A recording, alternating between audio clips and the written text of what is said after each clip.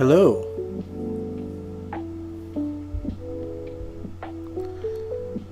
I hope you guys can hear me. New microphone. Not using my laptop inner mic anymore.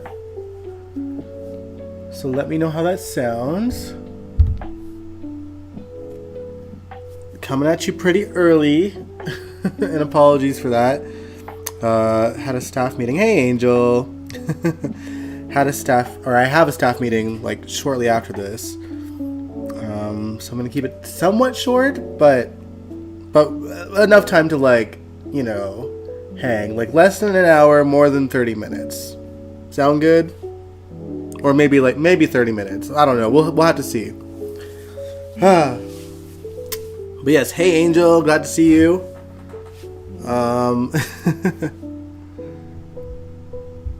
I am so flustered. I am so tired. Y'all, I had to work until 4 a.m.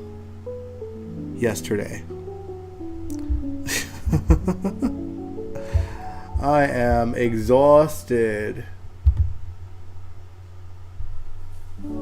Thought Marco had his own place. Yeah, okay, I'm glad. I imagined that too.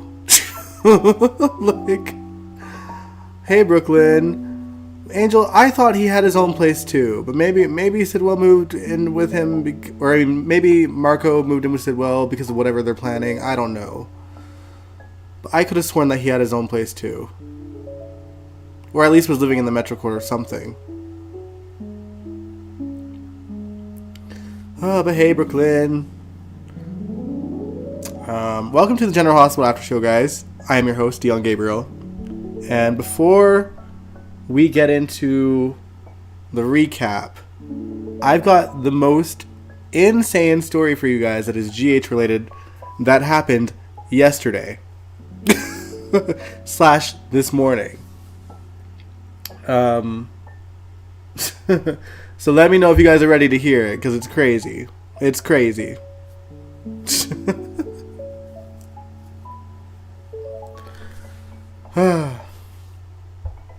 I'm sorry, I'm going to get my notes open for the recap as well.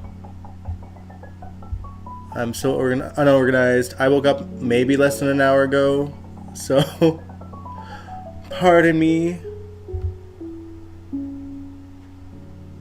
There we go. Okay, so buckle up, guys. I am so mind blown that I have a hard time believing this is real.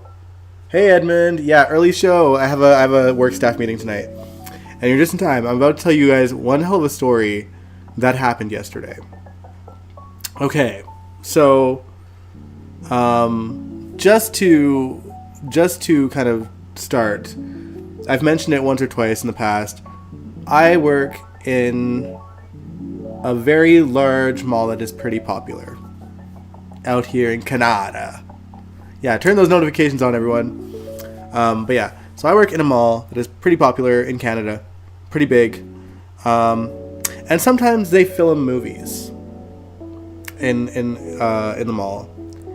And last night, or actually, my boss had asked me to come in on Saturday night to be at the Ship, which is something that is inside this mall, because there's going to be a filming crew, and just to be there to, if they need anything, if we need to call a building op for them, help them out with little things here and there, carry things to the green room, all this other stuff.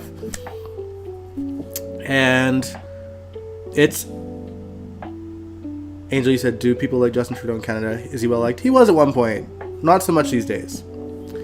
Alright, going back to the story though. So they're filming a movie. And it's a Hallmark movie. It's a Christmas Hallmark movie. Guess who the actor is? Ryan Pavey. Nathan. Ryan Pavey. I spent the entire night with Nathan West. What?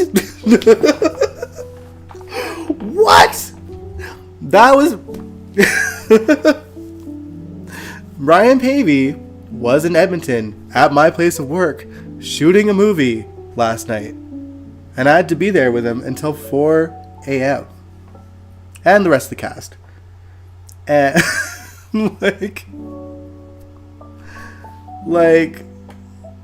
I just don't know how to feel about that. Also, let me know how the mic is, because this is a brand new mic. You know, I don't know how it sounds to you guys. Yeah, he's in a lot of Hallmark movies, and yes, he is incredibly nice and just as good looking in real life as he is on the screen. And just like super chill and laid back. Edmund, I did not. Well, actually, like, well, first of all, I had to keep it really professional because I'm working at that point, and microphone is fine, okay. And I talked, like, initially before I got to see even any of the cast. I talked a bit with the film director, and he mentioned Ryan. And okay, first of all, there was a cutout of him as like a pirate because it's a ship. It's a pirate ship essentially, and I'm not going to get into the plot because I don't know much of it anyway. We're able to get on camera. No. I was behind the scenes. I'm at my desk beside the ship and just kind of there, like, to help out in the background away from everyone else. But I did get to talk to him, yes. And, but yeah, I talked to the filmographer, and he kind of mentioned Ryan, and, the Hallmark movies and General Hospital, and just the crazy scheduling that they've had to work around to accommodate Ryan Pavey, and supposedly GH not being that accommodating. And poor guy has to like go back to work after flying in tonight. Sorry, I'm still a little groggy myself. So shame on GH for not being so accommodating. But Ryan, it was so sweet and just really nice, and so was the rest of the cast. They are all so laid back.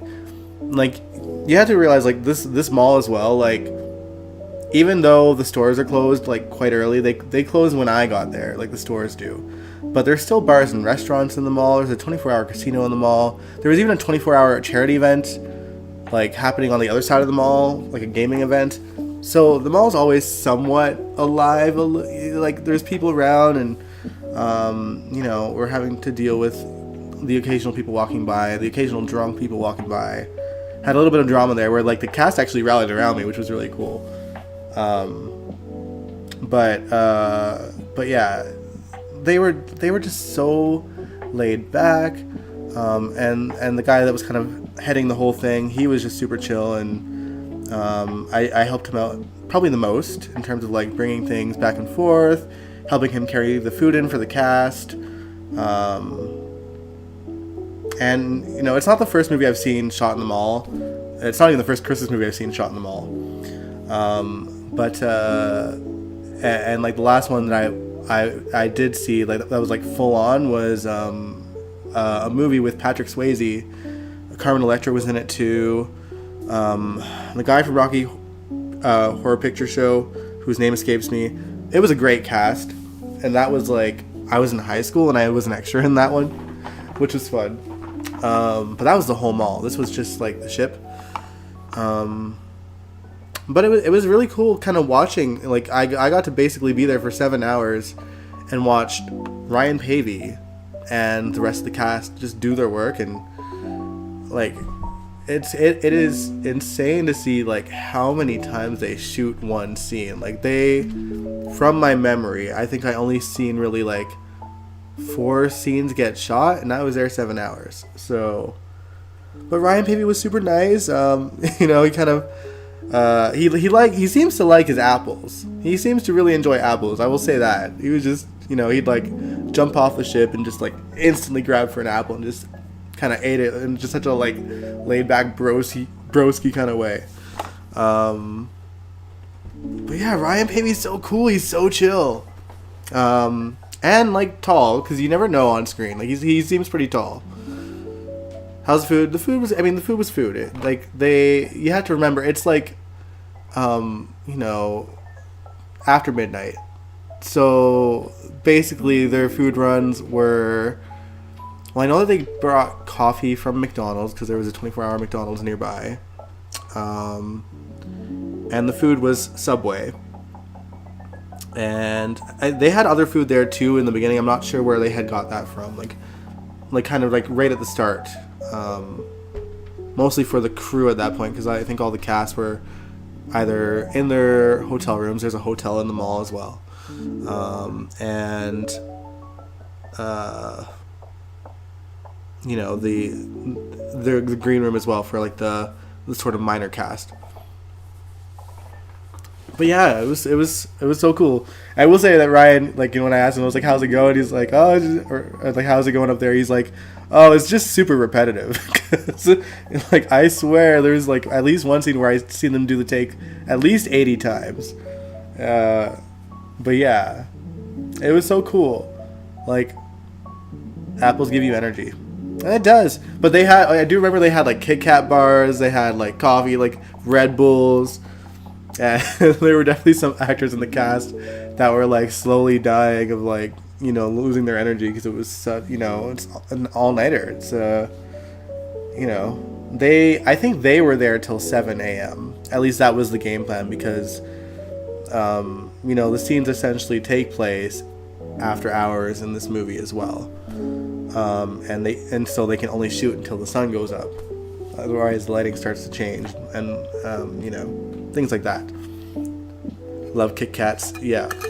But no, the cast was really sweet and really nice, and you know, there was some hot villains there that I was like, you know, they were like the super friendly. I probably talked to them the most, just because they were like the most chill, and I feel like were the ones that kind of had to go in and out the most.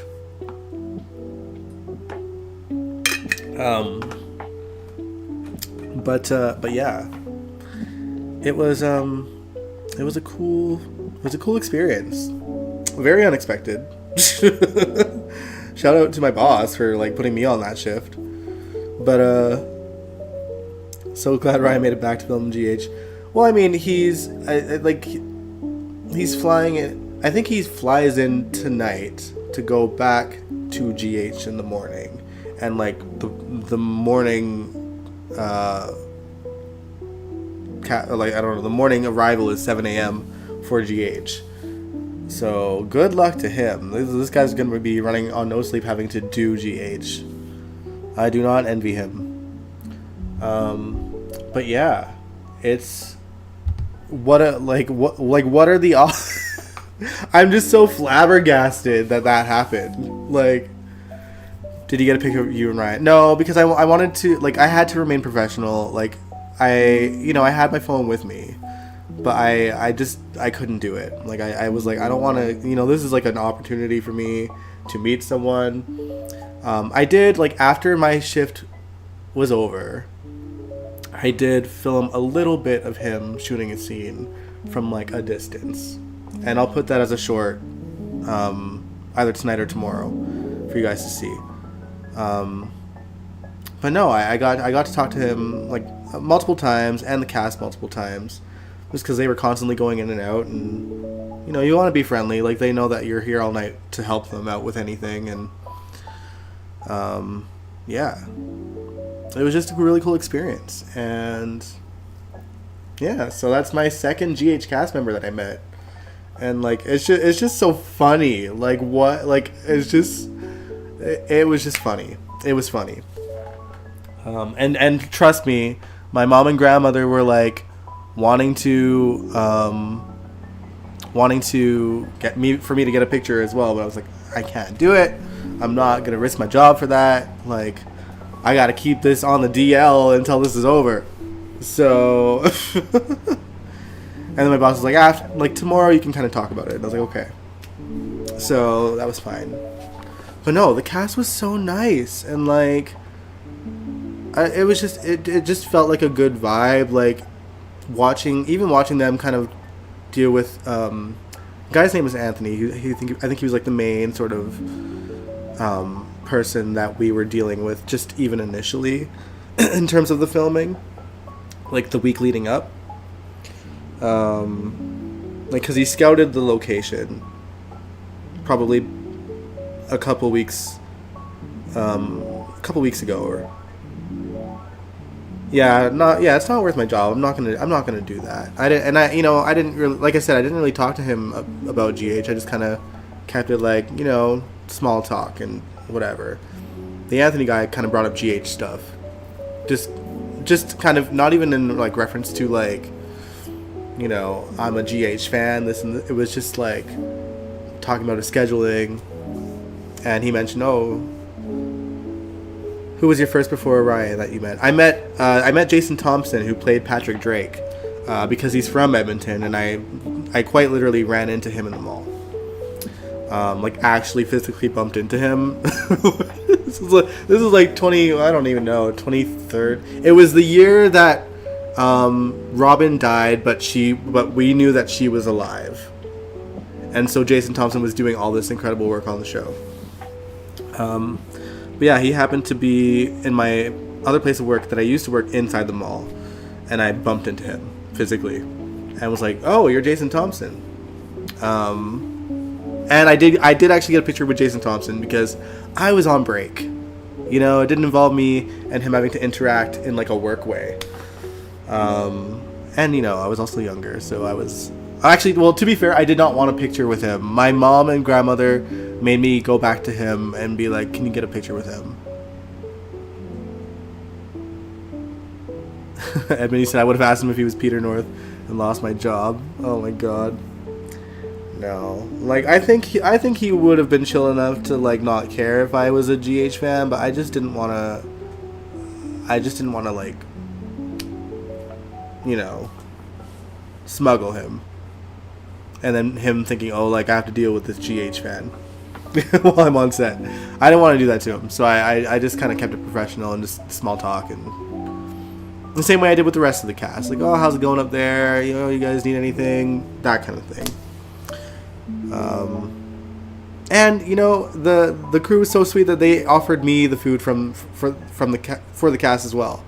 And I took them up on it because by 4 a.m. I was starving, y'all. Like, I had eaten at 6. And usually I'll have something to tie me over, like, just before I go to bed. And that was that on that. So, yeah, that's my crazy GH story that I'm glad I got to share with you guys. So crazy. But, yeah. Now, enough about that. Let's talk about actual General Hospital, because I don't have a whole lot of time to do that with you guys today. Like I said, I have a staff meeting in the next hour here, so I got to get ready for that. So, let's just get into it. Let's talk about the cues. So, last week, or the end of last week, Tracy found the real will, Monica's real will, amongst Alan's things. And, having living with the cues for 45 years, Monica knows that wills tend to get tampered with. And she trusted that Tracy would find it among his things and help Monica's wishes get honored. Ronnie was seconds away from signing the will, and then Outback ran into the house and grabbed it and ran off with it. That was funny. Michael and Ronnie were pretty amused by that. But eventually, Cody caught up with Outback and got the will back. And the Qs watched in agony. They were all there. But in the end, Ronnie tore up the contract just as Tracy came in with the real will. And the whole truth came out. So Ronnie confessed that Martin approached her claiming to be a friend of Monica's and painting the Qs as, a hellscape of evil people, and wanted to make sure the house went to someone who deserved it. And Ronnie believed it when she met Tracy at the crypt, so she went along with that once she had arrived in town. But with the rest of the Qs being so nice and Martin trying to blackmail her into selling the house to Drew of all people, she couldn't go through with it. The Qs were ready to have Martin arrested. Tracy also kind of wanted Ronnie arrested too, but let it slide for Monica's sake on Ronnie's end. But Ned, as a favor to Laura, left Martin's fate in her hands. She ultimately decided not to have Martin arrested. but she did kick him out of her house. You're confused on Outback, on who owns Outback now? Cody owns Outback now. Cody owns him. Now, as for Monica's real will, as I predicted, I've called this since the beginning. Since the will was read, and even before that, I was like, the house is going to go to Tracy. And sure enough, it did go to Tracy.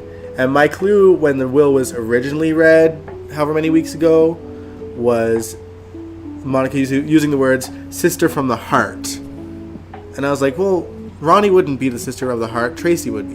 Because Ronnie's Monica's real sister. So I knew that was coming. So the kids just visit Outback. They do now, yeah. He's living with Cody at the ranch because he was too much trouble at the house. But anyway, now Michael got all the things like that are inside of the house. All that goes to him, but obviously Michael's not going to leave the house. And Ronnie was given the funds to buy a house of her choice in Durham, where she's from the will. Now, the Qs, they wanted Tracy to apologize for judging Ronnie so harshly and told her to welcome Ronnie into the family. Tracy refused, as she would, and the Qs threatened to leave if she didn't apologize and welcome her into the family, and she wouldn't budge, so the Qs all left the house, and Tracy ended up alone. Honestly, it was a cool twist of the story that I knew wouldn't last long. In the end, it was actually Gio that convinced Tracy to let the Qs back into the house. And it seems Gio has softened to the Qs too, even possibly living with them. I think that's where we're gonna end up going with Gio. And it's interesting, like there's so much controversy on like whether Tracy was right or wrong. Angel, you see, there you go. Your opinion is that Tracy had every reason to be suspicious of Ronnie and to kick her out immediately. And like, you know, I can kind of see both sides to it because I agree with you. You know, Tracy. I mean, first of all, Ronnie didn't come into the Quartermain crypt with a plan to swindle the Qs. That didn't happen until after Tracy was rude to her.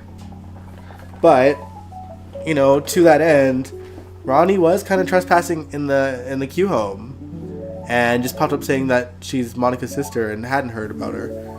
So she had the right to be suspicious.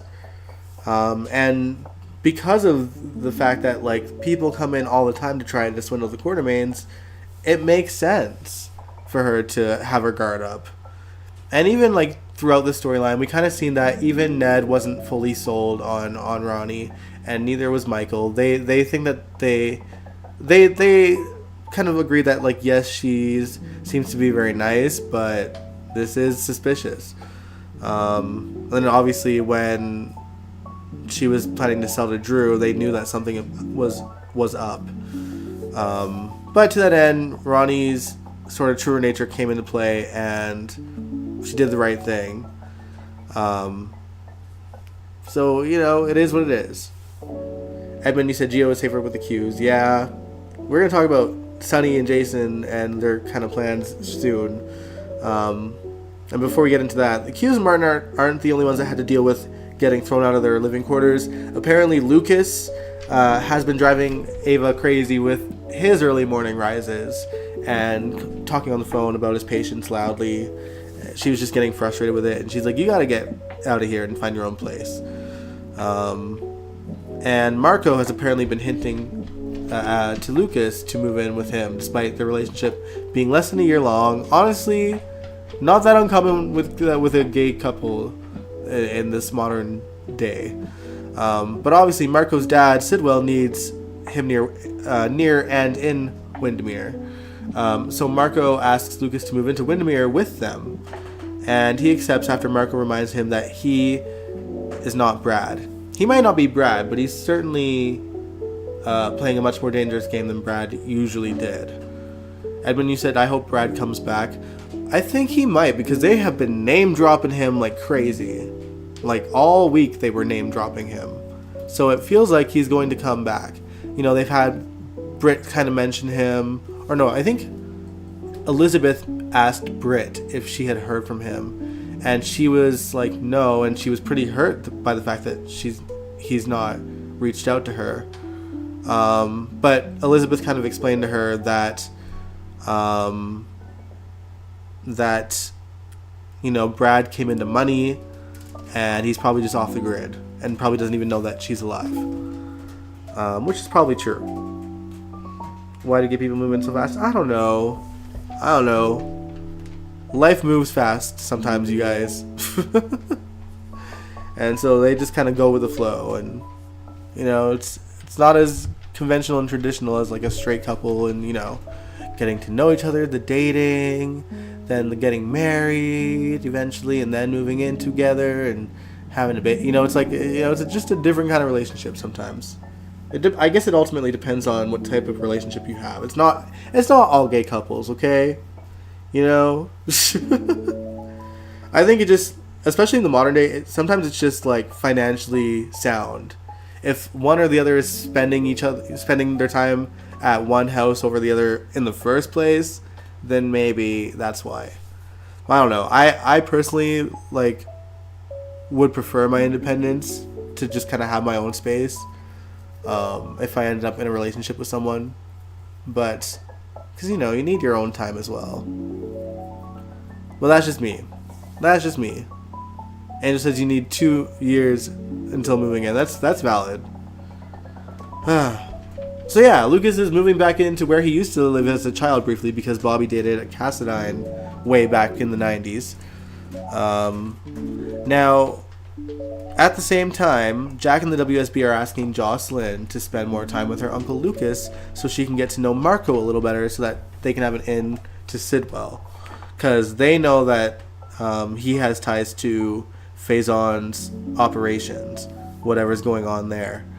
Jocelyn isn't loving the idea since it involves having to lie to her family more, and Jack threatens her with getting arrested for treason if she acts out a line.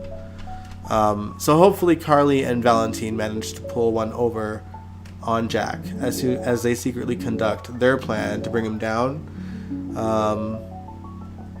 Back out in Time Hour where Carly's wearing that awful wig and visiting him. She's kind of keeping him updated and saying that plans are moving along to have him move to a facility in the U.S. And Valentine's pretty stoked on that. He's like, that means you truly are his blind spot. This could work. Edmund, you said you loved Ava's scenes with Sidwell. She looked amazing. Yeah, Maura West is gorgeous. And yeah, they had a conversation about Sunny. He's trying to poke at her for any information he can get on Sunny. And I think she kept it pretty neutral in the sense that she just kind of warned him if you mess with his kids, there's nowhere you can run or hide. And of course Sidwell tried to be like, it wasn't me that lit Charlie's on fire and put his kid in danger. And A was just like, I'm not saying that, but I think she knows deep down that he did that. I don't know. So I'm not convinced that Sidwell thinks he's fooling anybody. There's just too many coincidences. But we'll see. I don't know. Do you guys think that Sidwell will actually take over Port Charles? They've kind of touched base on the election between Laura and Boyle being neck and neck. And Boyle's one with, the shady politicians in his back pocket like Drew and shady business people like Sidwell.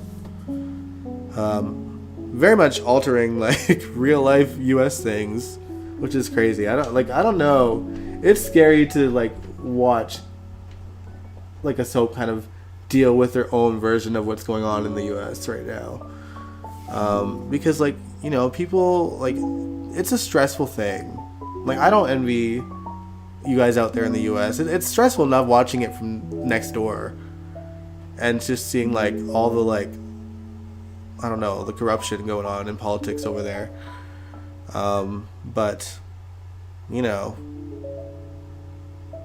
it's interesting that GH is being so bold to tackle a very similar story that is mirroring what's going on in real life. Not to get into too much politics. If you guys know, you know. but damn.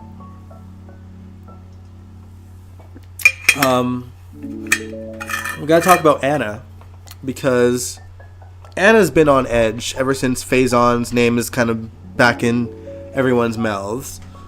She's starting to get nervous and wondering if he really is in fact alive, and who can blame her, because everyone around her has come back from the dead at one point or another. Jason has, Britt and Nathan obviously have, even she's come back from the dead herself, so she knows that anything is possible in Port Charles.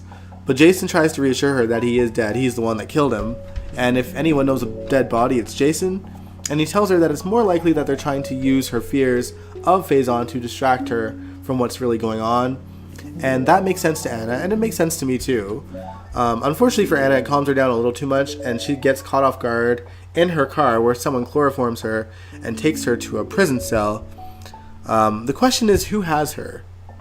Is it Faison? I don't think so personally. But there are rumors that Anders Hove was seen on set. Don't know if it's true or not. But I think at best, if he does appear at all, it'll be in a dream sequence. I don't see him coming back for a big storyline at this point. But my guess is that Sidwell has her stashed somewhere. And maybe it is Finola's vacation, I'm not too sure. We did hear a man's voice saying, "Welcome to the start of your new life," or something like that. To me, it sounded like Pascal, and Pascal, we did see him this week masquerading around as Sidwell's new butler in Windermere. Jordan spoke French to him, by the way, and her French is pretty solid compared to Valentine's. So props to her. I don't know her sort of background and if she's lived in French-speaking places around the world, but she did good. Now, Britt is also working for Sidwell again. He put her in Dalton's path because Dalton wasn't really moving the research along fast as he'd like, Sidwell would like. Dalton's actually ready to double-cross Sidwell and take the money for himself and trying to get Britt on it as well. But Britt is Sidwell's eyes and ears, so I don't think Dalton will be around much longer. We do kind of get a window with Sidwell forcing Britt to spy on him on what was really going on with Britt, because the drugs that she's been given are actually what's keeping her Huntington's symptoms at bay. And if she doesn't do what Sidwell says, he'll take that medicine away from her and let her succumb to the disease. So her life is quite literally in Sidwell's hands. And that's kind of the trauma that she's experiencing right now. She's being threatened to cooperate or die. And die in the cruelest way that she can, because we've seen what Huntington's was doing to her beforehand. And so my guess is if there's this medicine that's keeping her symptoms at bay, whatever they're working on is probably keeping people alive in some way, or reversing death in some way, maybe in Nathan's case. Emma was not thrilled that when she learned that Dalton and Britt would be working together. But she knows her only way into the lab is to steal a key fob from Britt. So she's trying to play nice with Britt. Originally the reunion scenes, were quite volatile towards each other. I think, she was kind of listing off kind that Britt had done. And then Britt was like, aren't you forgetting burning a baby doll on a grill? Which is kind of the scene that I always remember with Emma and Britt. Emma's baby doll toy landing on the grill and Emma screaming in terror.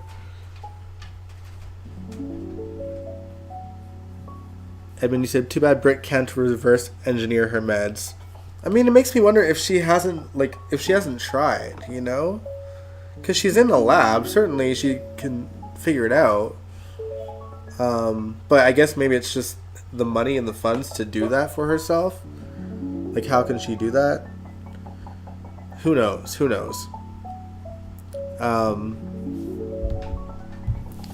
But yeah, also, Sunny and Jason, they are wondering if they should just take Sidwell out. Because of the polls being neck and neck with Laura and Boyle.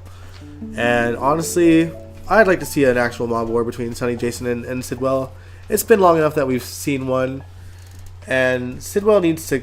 I don't know. I really enjoy the actor, to be fair. I think he's doing a great job. And I was so harsh on him at first. Because they really made him like a cartoony villain. And he's still pretty cartoony, but they've toned it down a lot. But I just kind of want GH to get to the point with this story, because it's like... It's just like... like, what can you do? You know, it's like... You can only stretch it out so far, and it's getting ridiculous how long this has been going, where we don't really know what's happening. We know Sidwell wants to take over the piers. We don't know how much danger he's really going to bring to Port Charles. We're told that he is this very dangerous man, and he's the devil that we don't know, and, you know, he's clearly unhinged enough that he will go after Sonny by any means necessary, and he's smart in that he's kind of dipping his toes into all the most influential people in Port Charles, or doing his best to do it. He tries even again with Laura this week, and he really put Laura on notice to the point where she was scared, and he did the same to Sonny as well. And, you know, because Laura is the mayor, she can't rely on Sonny for help, and she'll have to deal with him on his own. But it's Laura. Like, she's dealt with so many bad mobsters and bad people. Like, I'm not too worried for her myself. But yeah, we'll see what happens. Nathan says GH does what it does best, dragging stories like they have. Yeah, I hate it too, Nathan. I guess the last thing I want to touch on is the scenes with Felicia at the hospital on the phone while the mysterious man is watching her like a hawk. And I'm there thinking initially, like, okay, this guy, is he about to try and kidnap Felicia too because she knew Frisco and all this stuff? And it turns out it's just a Black Ops, like, gaming reference to a video game, Call of Duty, I think. And I'm like, and so, like, we only kind of see the scenes where he's, like, at the elevator and she's saying, wait a minute. And then on social media, we see how the rest of it plays out. So I don't even think we're going to see the rest of it actually play out on Monday's show. Because if it does, it'll just confuse people, I think. And it's so weird. Like, I feel like when you think of, like, General Hospital, you don't think gamers are a part of like GH's viewing sort of audience, GH's audience. So I feel like even when they posted it on social media, everyone's like, what is this? It seemed ridiculous. And, you know, we had in the social media scenes, we see him saying bye Felicia. We see her throwing a cup of water 3 different times at him, and her saying I love you to him. It's just beyond ridiculous. Beyond ridiculous. But I don't know if they're going to even acknowledge what that was, or like woove it into the story that doesn't have to do with Black Ops in some way. But we'll see. I don't know. It's not Call of Duty? What is it? Let's see. What game is it?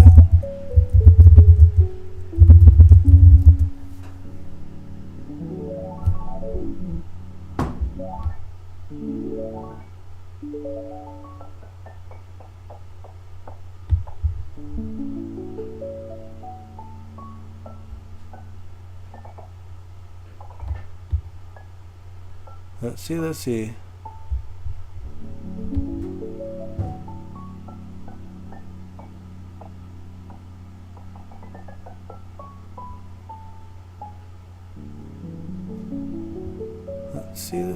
Call of Duty Black Ops 7. It is Call of Duty. Yeah, Stormare's GH appearance was actually sponsored by the video game and was tied to the upcoming release Call of Duty Black Ops 7, dropping next week on November 14th. So it is Call of Duty. Huh. So yeah, I don't know. It was a interesting scene, I guess. I hope it gets tied into the story so that people aren't questioning. People that aren't on social media, like, you know, that just watch GH for GH are going to be like, what was that? If they don't acknowledge it in some way. I don't necessarily want the scenes that happened to play out. I notice I'm frozen, guys. Sorry about that. It's because I was on the internet for too long.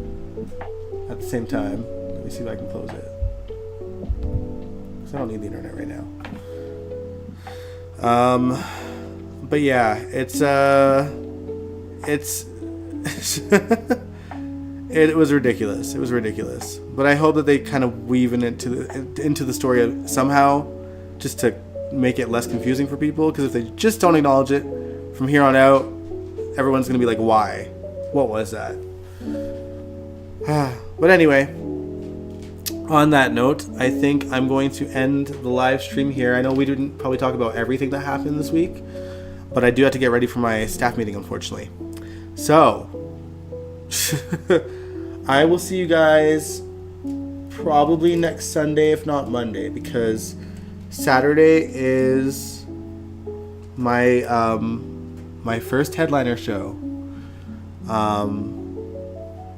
And, you know, we'll just see how that goes. I am a little bit nervous for it, honestly, not gonna lie. There's a lot of pressure and a lot of stress, and, you know, me and another band member are kind of going through it with some life stuff that's going on, not with each other, just our own separate things, and so it's got us a little bit flustered going into the show, but we gonna do our best. That's all we can do. So yeah, thank you so much for watching the live stream. Thanks so much for listening to my story, my crazy GH story that happened. I still can't believe I met Ryan Pavey last night and, like, was hanging with him and the rest of the cast till like 4 a.m. Craziness. All right, but yeah, I will see you guys, if not next Sunday, then for sure on Monday. But either way, I won't be gone long if I'm gone at all. If you like this video, give it a big old thumbs up, subscribe if you want to, and I will catch you guys in either 7 days or 8 days. Mwah. Good night.